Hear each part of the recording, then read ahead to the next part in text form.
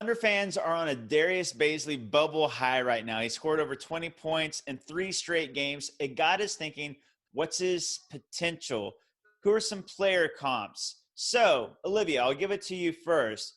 Who would you compare Darius Baisley to?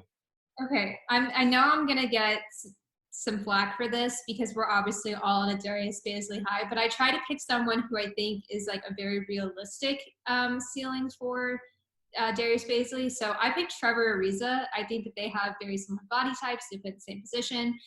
They're great defenders, and they can also shoot three. So I was thinking of like a classic 3-and-D guy with the big frame, and to me, that's Trevor Ariza.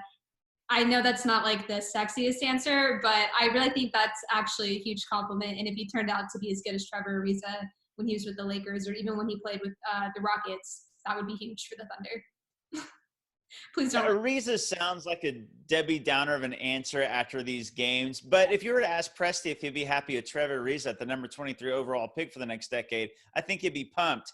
That said, I'm going way the other way. I was thinking like Kevin Durant, Giannis. I was like trying to think of like big skinny guys when they came into the league that could handle, that could pass, that could play some D and can shoot. Because basically he's got such a varied skill set for his body size. I ended up on Paul George because his reputation was built on defense, and I think Baisley's is going to be as well. But Baisley's already proven that he can shoot. I mean, better than we thought he could, and it should improve like Paul George did. And like I said, they can handle at 6'8", 6'9", can play various positions.